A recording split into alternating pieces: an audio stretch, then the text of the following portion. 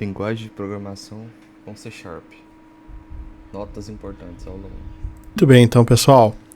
Agora nesse módulo a gente vai começar de fato a trabalhar com desenvolvimento, a codificar, né? A pôr a mão na massa no C# aí. Lembrando que os itens anteriores são de suma importância a gente ter antes de começar de fato a codificar. Tá bom? Então dá um pulo básico, assiste as aulas, ouve as aulas, né? Se precisar refaz elas lá, porque são muito importantes também. Tá bom? Para começar, a gente precisa de algumas notas importantes e definições que eu gostaria de frisar aqui com vocês, tá? Eu já falei sobre isso, eu tô reforçando porque é muito importante, tá? Na hora que for criar uma aplicação, qualquer coisa do console aqui, né? For usar o comando.NET lá, não cria aplicações com caractere especial, nem espaço, nem nada, tá? Então, um nome bom, por exemplo, meu app, pedidos, minha app, coisa do tipo, nome ruins, meu espaço app, cifrão app, cifrão hashtag teste, tá? Então, evita espaço, evita caracteres especiais e lembra sempre de usar maiúsculo, né? Primeiro em maiúsculo, tá bom? Caminhos também, tenta usar sempre caminhos curtos, tá? Tipo C2.dev, C2.app. Então, evita usar caminho com caractere especial, caminho muito longo, tá bom?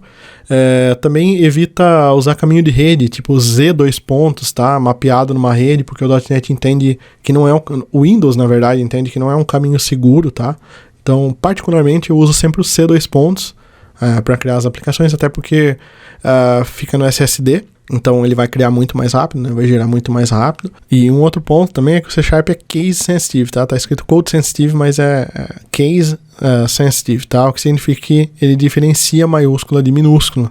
Então se você escrever teste para ele, é diferente de teste, tá? Então teste com T maiúsculo é diferente de teste com T minúsculo, tá bom? Então, são notas importantíssimas aí que a gente tem antes de começar qualquer aplicação com C#, tá? Seja ela console, seja ela class library, seja ela ASP.NET, coisa do tipo, tá bom?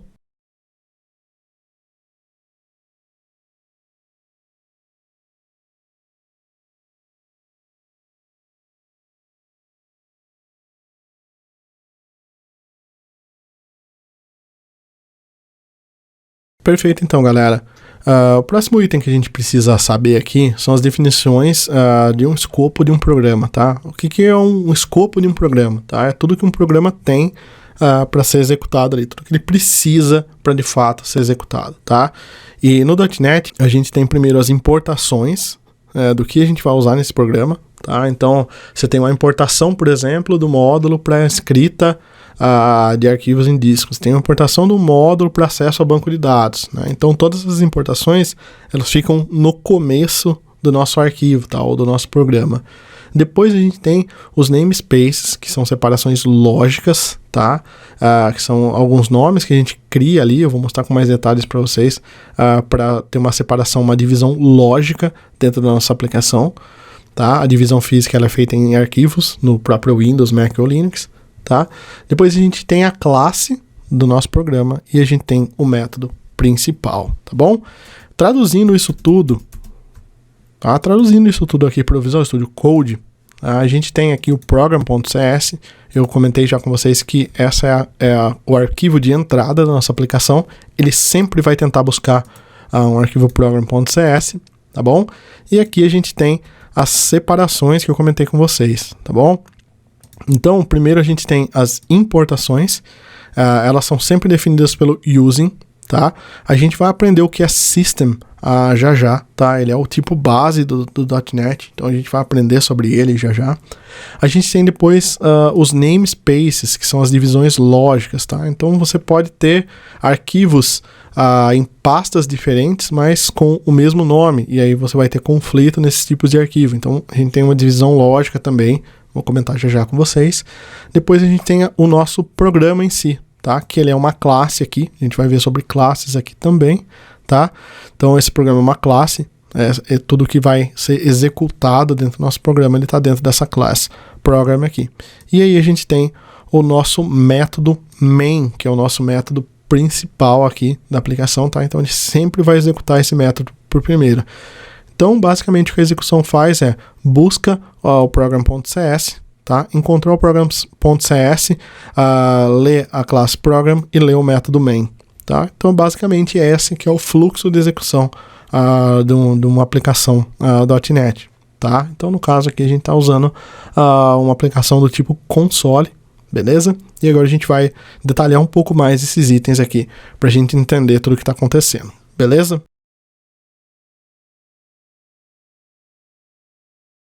Perfeito, então, pessoal, vamos falar um pouco sobre namespaces, tá?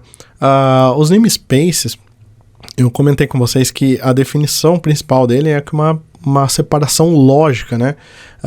Então, enquanto as pastas, elas são a divisão que a gente tem física, né? É algo que está no disco, de fato. O namespace, elas são essas divisões que a gente tem lógica, tá?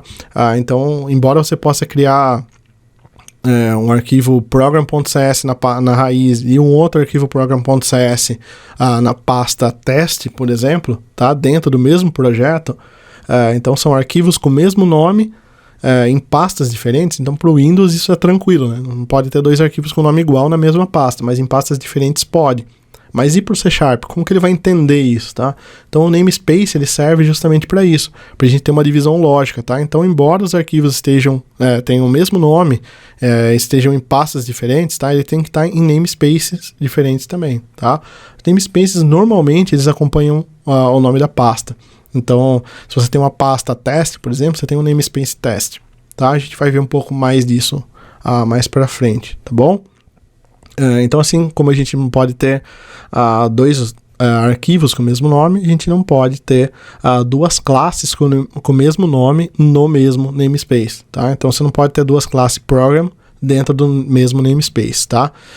O que significa estar dentro do mesmo namespace, tá? Possuir isso aqui, ó, essa definição, tá? Isso aqui significa que esse programa está dentro do namespace meu app, tá? Então tudo que a gente declara entre as chaves aqui está dentro do namespace meu app, tá? Mesmo que você tenha um outro arquivo com uma outra classe, você não vai conseguir ter esse meu app em um class program, tá? Eu vou colocar aqui como teste, criar uma nova pasta aqui chamada de teste, tá? E vou criar aqui um novo arquivo chamado de program.cs, por exemplo, tá? Se eu vier aqui e colocar o namespace meu app, tá?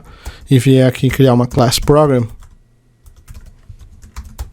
tá? Ele vai dar erro, tá? Ele vai dizer que o namespace meu app ele já tem uma definição para a classe program, tá? Então a gente não pode, tá? Então normalmente o que a gente faz nesses casos aqui, tá? Se você precisar ter duas classes com o mesmo nome em pastas diferentes, você coloca um ponto aqui, ó, ponto teste, tá? Então ele segue o mesmo nome da pasta. Então, meu app teste, meu app teste, tá? Então, isso aqui é só uma divisão lógica e aí ele parou de dar erro, tá? Porque já não estão dentro do mesmo namespace, tá bem? Vou fechar aqui, não vou salvar, vou deletar essa pasta teste aqui que foi só um exemplo para a gente entender melhor isso. Então, retornando aqui, o ideal é ter um namespace, né, e uma classe por arquivo, tá bom? Não é legal ter 2, 3 classes por arquivo e nem 2, 3 namespaces por arquivo, tá bom? Isso é um princípio também que a gente vai estudar depois, que cai dentro de um conceito de Solid e algumas boas práticas de escrita de código, mas é legal você já ir se iterando sobre isso. E o escopo do namespace, como eu comentei, ele é definido entre chaves, tá? E a classe e método também. Então, toda classe que a gente tem, tudo que está dentro da classe está dentro de chaves. E o namespace, ele pode ser reutilizado, né? Ele pode estar presente em diversos arquivos, tá? Então, o que significa que se a gente não tiver a classe com o mesmo nome, a gente pode ter diversos namespaces e isso não afeta ela, tá? Vou dar um outro exemplo aqui. Se a gente voltar, a gente pode ter um outro arquivo aqui chamado de teste.cs, tá? E esse teste, ele pode ter um namespace meu app, tá? A única coisa que ele não pode ter é uma classe program aqui dentro, tá? Então, se eu fizer aqui uma class program, tá? Eu vou ter o erro, tá? Ele vai falar, ó, já existe, tá? Se eu trocar isso aqui para teste, tá? Ele vai funcionar, vai ficar, tirou o vermelhinho dali de baixo, não está dando nenhum erro na nossa aplicação, tá? Toda vez que ele aparece o vermelhinho aqui embaixo, é porque tem algum erro, tá bem? Se eu salvar isso, ó, ele vai colocar aqui, e aí a gente tem, ó, o namespace meu app aqui e o namespace meu app aqui, tá? Então o mesmo namespace, só que em classes diferentes, tá bem? Então isso é permitido. O que não é permitido é só a gente ter o mesmo namespace e a mesma classe. A gente pode ter quantos namespaces a gente quiser, então não tem um limite de namespace. E novamente a gente não pode ter caractere especial, nem espaçamento nos namespaces, tá? Nem nome de pasta, nem nome de arquivo. Evita isso, tá? Vai ser melhor pra gente, tá? Já exclui caractere especial, traço, qualquer coisa de arquivos e namespaces aqui dentro do C#. E a gente pode ter esses namespaces, né, um pseudo dentro de outro, na verdade, porque muda o nome, usando ponto, né? Então a gente pode ter lá, como eu mostrei, meu app.test, tá? Então a divisão lógica que a gente tem, tá bom? A importação que a gente viu anteriormente também, ela é feita através dos namespaces. Então, se a gente criar um namespace novo, né, a gente tem que usar a palavra using para importar tudo daquele namespace. Novamente, voltando aqui para o program, se eu vier para o teste aqui e trocar esse namespace de meu app.test, meu app para meu app.test, tá? Toda vez que a gente for usar a classe test, a gente tem que chamar o namespace. Então, ele vira um using aqui em cima, ó. Então, using meu app.test, tá? Então, olha que legal, tá? Aquele namespace que a gente criou lá, ele vira um using aqui. E aí a gente tem o teste aqui dentro. Vai ver melhor tudo isso depois, essa questão das classes aqui, mas é só para a gente entender um pouco melhor a questão dos namespaces aqui, por enquanto, beleza? Então, durante a execução do programa, durante a compilação, né, na verdade, do nosso programa, todos os arquivos C# eles vão ser unificados. Então lembra lá quando eu comentei nas primeiras aulas sobre linguagem compilada, linguagem interpretada, né? O que é uma compilação, o que é interpretação.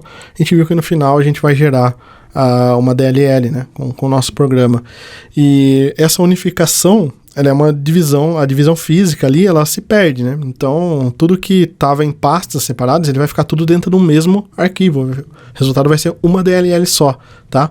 O que sobra é apenas a divisão lógica, tá? Que são exatamente os namespaces que a gente tem, tá bom? Então, por isso é importante conhecer os namespaces e saber utilizar eles bem aqui dentro, tá bom? Então, basicamente, cada pasta a gente tem um namespace, evita de criar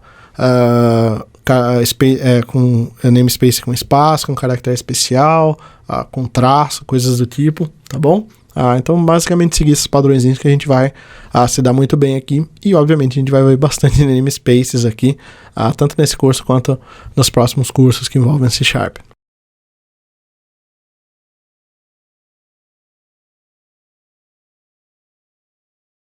Beleza, então pessoal, a gente viu sobre namespace, né? E agora é hora da gente falar um pouco sobre o using, né? Como eu mostrei para vocês, a importação dos namespaces, ela é feita através do using, tá?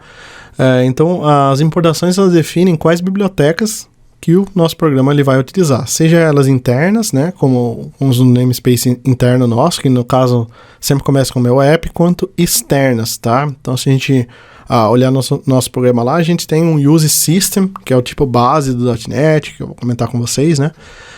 E por aí vai, tá bom?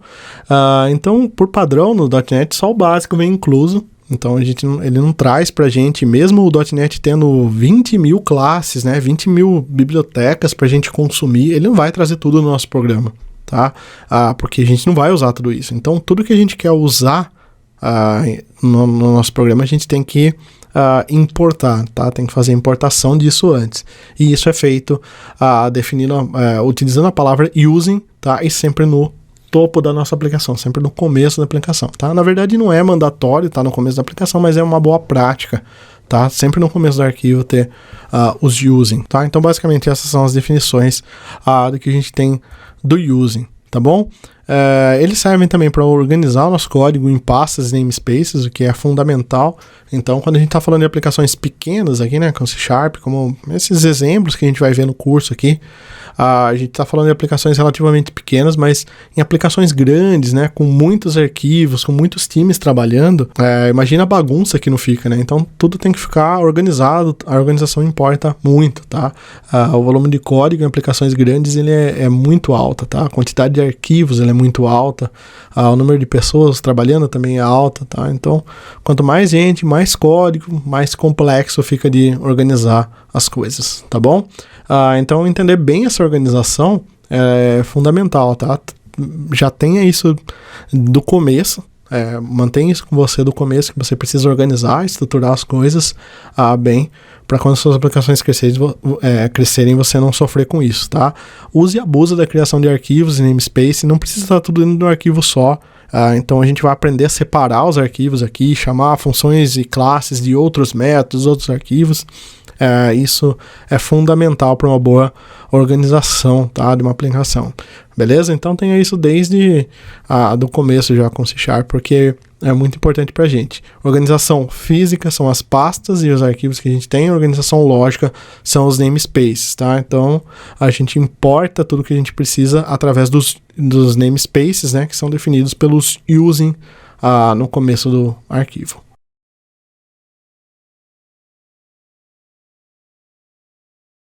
Muito bem, então, galera, eu falei sobre classes, eu falei sobre variáveis já, né, falei, vou criar uma variável texto ali, né, na primeira execução, mas agora eu vou explicar com calma tudo que são esses itens fundamentais aqui para você, tá bom?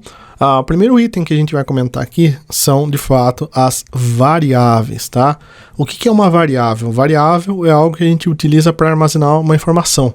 Então eu vou deixar alguns exemplos aqui já, pra gente ver melhor isso, e vamos pro C# também para codar, tá? Mas ser uma variável significa que a gente está armazenando uma informação e que esse valor, né, o valor dessa informação, ele varia, tá? Então esse valor ele pode ser alterado a qualquer momento, tá? Por isso o nome variável. Sempre que a gente cria uma variável, tá? Sempre que a gente instancia uma variável, tá? O nome para criação, vocês vão ouvir também muito como instanciar. Instancia um objeto, instancia uma variável, tá? Então, nada mais significa do que criar uma variável, tá bom? Toda vez que a gente faz isso, a gente está inicializando uma variável, tá? Então, criar, instanciar, inicializar, por hora, a gente vai tratar como a mesma coisa aqui, tá bom? As variáveis no C#, como a gente já comentou anteriormente, né, nos módulos, C# é uma linguagem fortemente tipada, gerenciada, né? Então elas são definidas por um tipo, tá? Então a gente pode usar um tipo, que a gente vai ver já os tipos de dados que a gente tem, os tipos de informação que a gente tem disponíveis no C#, ou ela pode ser utilizada pela palavra reservada var. Tá? Toda vez que você ouvir falar sobre uma palavra reservada, significa que você não pode usar ela para ter uma variável. Então você não pode ter uma variável var, tá? Você não pode ter uma variável chamada int, tá? Porque já é uma palavra reservada do C#. Tá bom? Você tem que dar qualquer outro nome para sua variável. No C#, o tipo ele sempre vem primeiro, tá? Então a gente sempre declara o tipo antes do nome da variável. Eu deixei alguns exemplos aqui com idade, tá?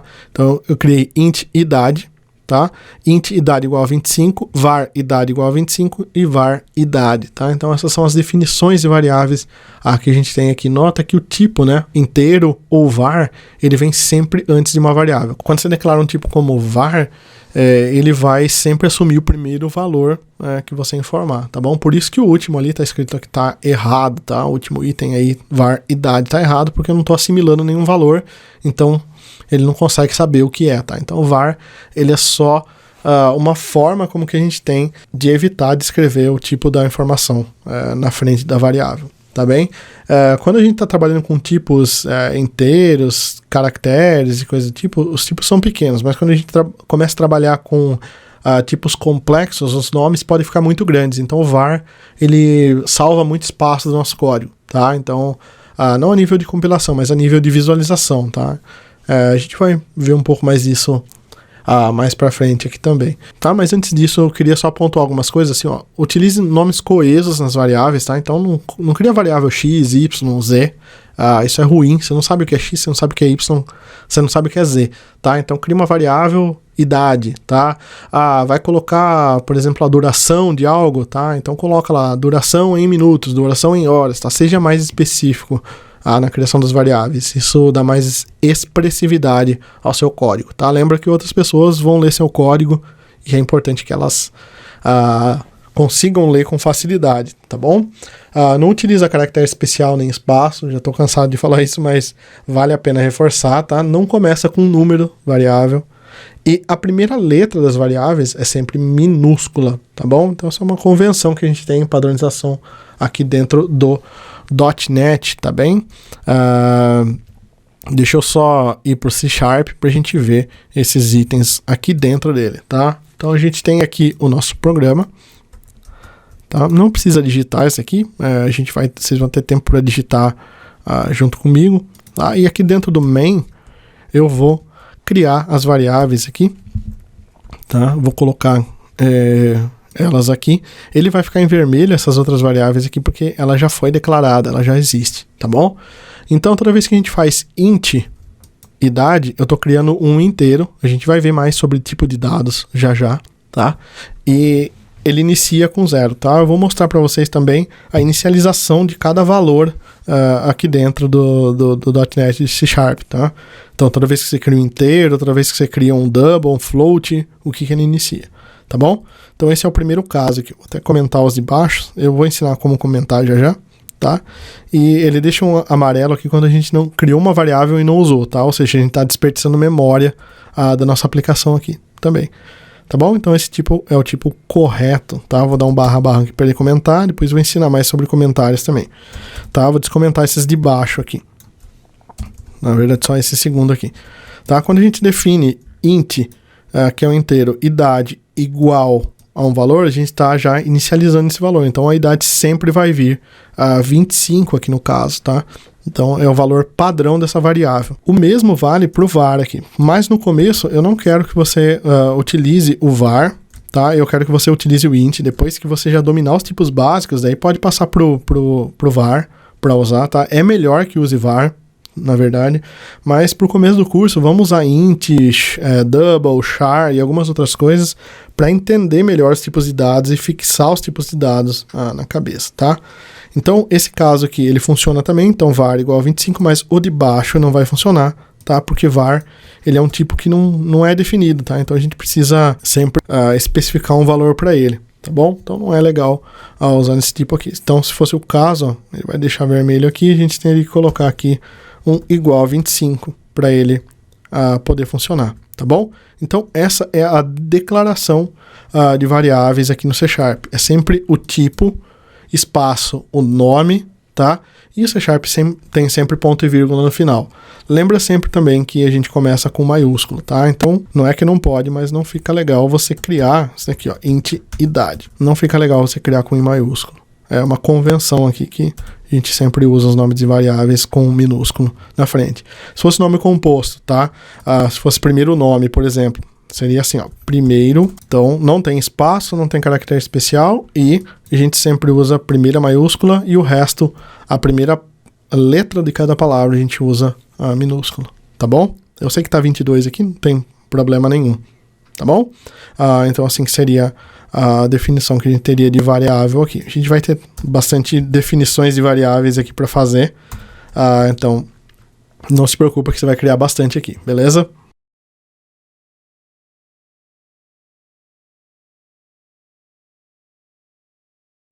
Muito bem, então, galera, além das variáveis aqui no C#, a gente tem também as constantes, tá?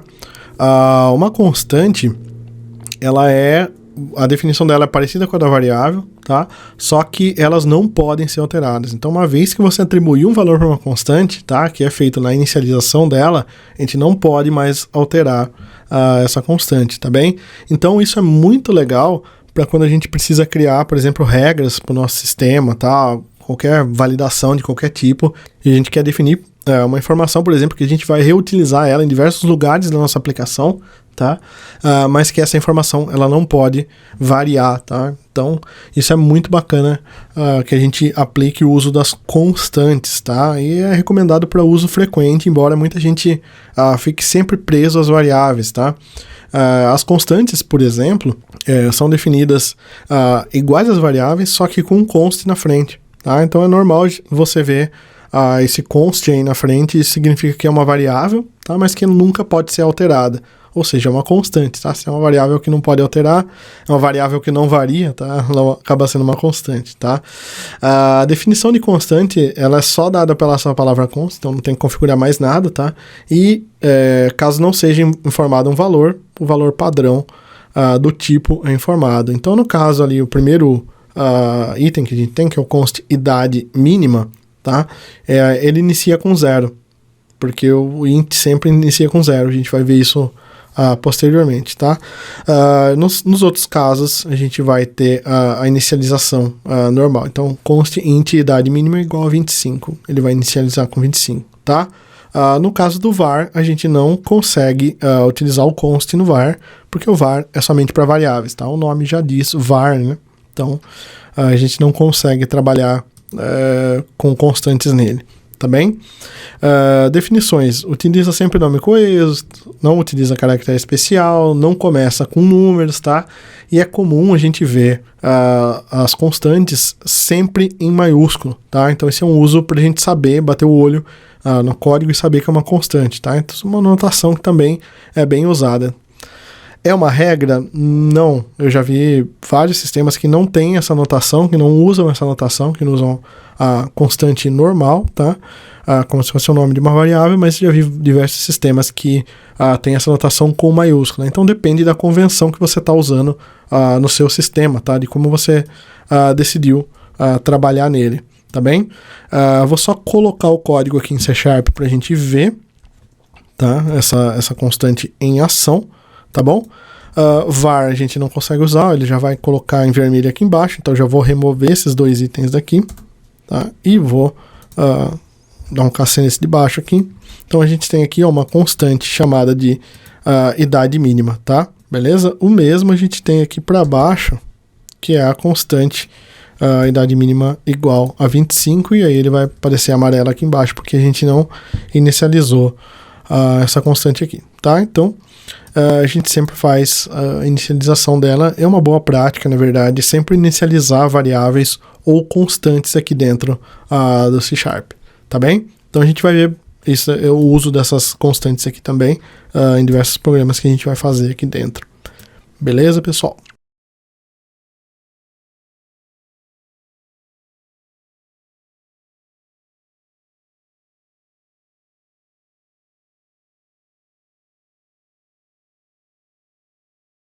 Muito bem. O C# ele possui alguns nomes que são reservados, tá? O que significa que esses nomes são reservados? Significa que a gente não pode utilizar esses nomes nem na criação de constantes, nem na criação de variáveis, tá? Esses nomes eles também são chamados de keywords, tá? Ou palavras-chave, tá bom? Isso é de uso exclusivo do C#, você não pode usar, mas fica tranquilo porque o Visual Studio Code vai avisar você sobre esses tipos, tá bom? Esses nomes que você queira usar. Por exemplo, aqui tem uma tabela, que eu vou deixar para vocês no slide aí, que ele tem todos os tipos, né? Todas as palavras que são reservadas do C# a gente não pode utilizar na criação de variável. Então, se você tentar criar uma variável, por exemplo, chamada de internal, que é uma palavra reservada, que está nessa tabela, não vai conseguir, não vai ser possível, tá bom? Se eu colocar aqui int internal igual a 25, tá? Ele vai dizer para mim que o internal é uma palavra reservada, tá? Então, ele vai bugar todo aqui, ele não vai entender nada que está acontecendo aqui, tá bom? Então, a gente não pode usar nenhum desses tipos, nenhuma dessas palavras reservadas aqui dentro, beleza? Tem também uma continuação aqui, tem mais itens, tá? E você pode procurar por C# keywords, né? Ou palavras reservadas no C# para ver a tabela completa e atualizada. Pode ser que saiam mais tipos, né? Mais tipos no C# e esses tipos tornem-se palavras reservadas, tá bom? Então, toma um cuidado extra com isso daí. Mas lembra sempre que o Visual Studio Code, o Build, vai avisar você sobre essas coisas, tá bom?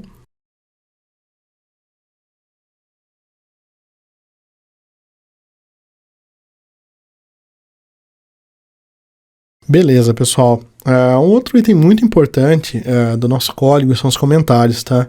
Então, às vezes, você escreveu o melhor código possível, mas você ainda não conseguiu expressar tudo que você precisava com o código. Então, para isso, um comentário é muito importante, tá? Então, você quer deixar algo que não vai ser executado pelo compilador, né? Por exemplo, esse é um comentário que você não quer que seja executado pelo compilador. Fala, por exemplo, aqui eu usei a variável XPTO porque a regra de cálculo é essa, tá? No C#, a gente tem 3 formas que a gente pode utilizar para comentários. Uma linha, múltiplas linhas e um XML, tá? Que é um metadata, que gera informações adicionais sobre a nossa classe, tá? Que eu vou mostrar para vocês já. Tá? Então, todos esses comentários, né, cada um é feito de um jeito aqui dentro do C#. Então, no código anterior eu mostrei o / lá, mas a gente tem o / asterisco também e as 3 barras, né, que é a anotação do XML / metadata, tá bem? Então, vamos para o nosso programa aqui, por exemplo, tá? E eu vou comentar essa linha aqui, ó. Eu não quero que essa linha seja executada. Então, posso vir aqui no Visual Studio e dar um Ctrl+KC, tá, para comentar, ou Ctrl+KU para descomentar, tá? O mesmo acontece se você selecionar múltiplas linhas, ó, Ctrl+KC ele comenta, Ctrl+KU ele descomenta, ou você vem manualmente, coloca o / na frente, ele vai deixar a linha em cinza, tá bem? Mas é muito mais fácil você decorar o KC e KU, tá? Ou Command KC, Command KU se você tiver no Mac. Você pode fazer isso no programa todo. Ctrl+A seleciona tudo, você pode fazer um KC, ele vai comentar todo o programa, Ctrl+KU, ele descomenta todo o programa, tá? Obviamente, não há vantagem em comentar tudo, tá? Se você precisar comentar longos textos, né? Então você pode fazer isso aqui, ó. Você pode dar um /, tá? E aí ele abrir um comentário. E você tem que sempre fechar com asterisco /, tá? Então esse ele faz um comentário de longa duração.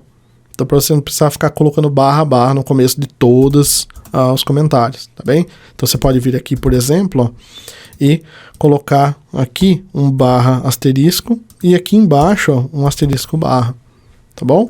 Então aqui toda essa região aqui, ó, ela ficou comentada, isso não vai ser executado pelo nosso compilador, tá? Ou seja, o nosso main não vai ser executado, até um comentário besta aqui, tá bom?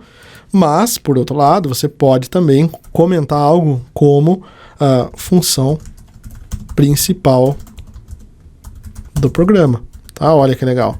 Quando alguém chegar aqui, ele vai ver que é a função principal do programa, tá? Posso comentar aqui que é a classe principal do programa. Posso comentar aqui que é o namespace, tá? E posso comentar aqui que são as importações, tá bem? Não precisa ficar enchendo o seu código de comentários, principalmente os comentários que são básicos. Então, quando alguém for pegar o seu programa C#, ele já vai saber que isso daqui é uma importação. Então, não precisa ficar colocando comentários tipo importações. Tá na cara que é uma importação, tá? Main, tá? Não precisa dizer que é a função principal, porque main em inglês é principal. Então, já sabe, já tá na cara que é a função principal aqui, tá bom? Então, um código bem escrito já é um código documentado. Mas, se você precisar colocar qualquer comentário adicional, é assim que você pode fazer, tá bem? Tanto ele com duas barras, quanto com asterisco, tá? Então, comentário vai funcionar, e se você quebrar a linha nesse cara aqui, ó, pode criar aqui comentário, mais uma linha, tá? Então, múltiplas linhas aqui é feita com o / asterisco, tá bom? Se a gente notar, quando a gente deixa o mouse sobre alguns itens, tá? Void program, void texto, alguma coisa assim, ó, ele, tá vendo que aqui ele apareceu um texto, ó, tá? Então essa explicação do que esse método faz, então console, ele tá falando assim, representa um padrão de entrada, né? Então, ou saída, né? De dados. Então, essas informações são informações adicionais à classe, tá? Então, toda vez que alguém for consumir a nossa classe, que é a classe que a gente criou, ele não vai saber para que essa classe serve. Então, se você quiser já fornecer alguma documentação para ele, você pode usar as 3 barras aqui e colocar algum valor adicional, tá bom? Então, esse é um comentário que pode ser uma anotação XML, tá bem? A gente não vai ver isso aqui, principalmente nesse curso fundamental, mas nos cursos mais avançados de criação de pacotes e coisas do tipo, a gente vai trabalhar com as anotações XML aqui, tá? Então a gente vai poder colocar aqui como, por exemplo, property, tá?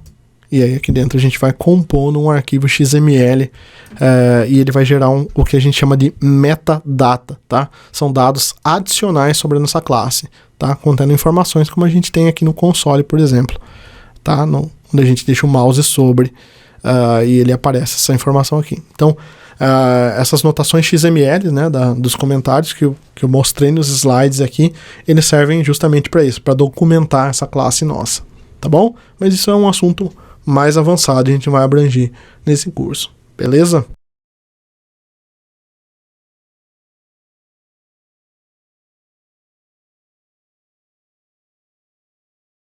Muito bem, então, pessoal, muito importante esse espaço que a gente deu até agora, e agora a gente vai começar a falar sobre tipos de dados, tá?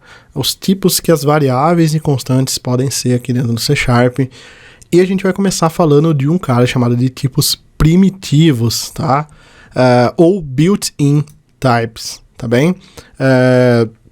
Esses tipos, né, primitivos ou built-in types, eles são os tipos base que a gente tem no .NET, tá?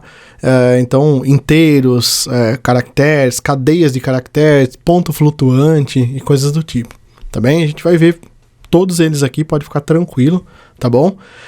Os tipos que não são primitivos são chamados de tipos complexos, tá? Os tipos complexos eles são um conjunto de tipos primitivos, tá bem? A gente vai aprender isso mais pra frente na parte de orientação a objetos, né? No curso de orientação a objetos e coisas do tipo, tá bom?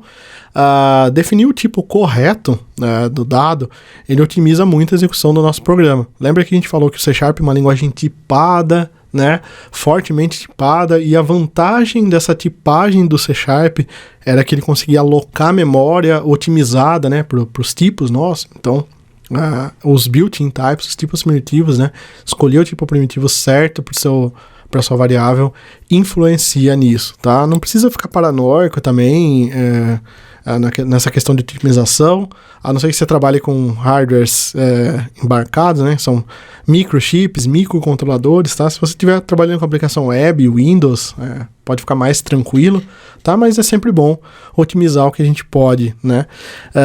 Esses tipos de dado, esses tipos primitivos também são chamados de tipo de valor, tá? Ou value types, que seriam a notação em inglês, tá? Esses tipos, ele armazena um valor e não uma referência para memória. Eu vou falar sobre reference types e value types mais para frente nesse curso, não vamos nos preocupar com isso agora, tá bom? Esses tipos, né, de valores são classificados em tipos simples, que a gente chama de simple types, que é o que eu vou mostrar aqui, enumeradores, que a gente vai ver numa parte um pouco mais avançada desse curso, structs, que ainda a gente vai ver nesse curso aqui, né, que são estruturas de dados, que é organizar esses tipos primitivos para que eles formem de fato uma informação, né, para que eles tragam uma informação, e tipos nulos, que são chamados de nullable types, tá, que são tipos que não possuem valor nenhum, tá bem? Então, os tipos primitivos, cada tipo primitivo ele possui uma capacidade, então isso que difere um tipo primitivo de outro, tá? Então, se essa capacidade exceder, por exemplo, a gente vai ter um erro no programa. Então, um inteiro, né, por exemplo, que a gente usou previamente, ele vai de menos 2 milhões, bilhões, sei lá, 147, 483, esse número, até mais 247. Tá? Então, se você colocar qualquer outro valor dentro de um inteiro que seja fora desse alcance, ele vai gerar um erro. Então, é bastante coisa, né? Cabe bastante número aí, só que um inteiro é um número sem ponto, né? Então, não é um número real. Tá? Então, essa capacidade que ele tem, né, pré-definida, ela ajuda a execução do nosso programa. Tá? Então, tudo isso ajuda o gerenciador, né, o runtime, a otimizar e executar o nosso programa de uma forma mais otimizada, tá bem? Então, por isso que é importante a gente aprender sobre value types, tipos de valor, tipos primitivos e como utilizar eles da melhor forma possível.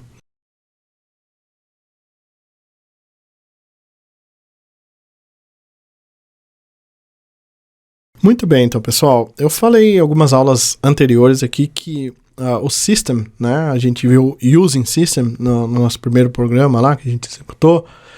Eu falei que ele é o tipo base do .NET, né? O tipo que todos os outros tipos derivam, tá? Então, no .NET, de fato, esse é o tipo raiz, tá? Então, todos os outros tipos, seja inteiro, string, qualquer outra coisa, eles derivam primeiro do system, tá? Então, existe um namespace chamado system, e todos os outros objetos, né? Todos os outros itens que existem dentro do .NET, eles derivam desse system, tá? Todos os tipos, né, que a gente falou, que são do tipo built-in, tá? Ou seja, vem no .NET, são os tipos primitivos, eles derivam do system, tá? Os tipos complexos também, então quando a gente criar, os tipos complexos são a junção de vários tipos primitivos, então obviamente eles derivam do system também.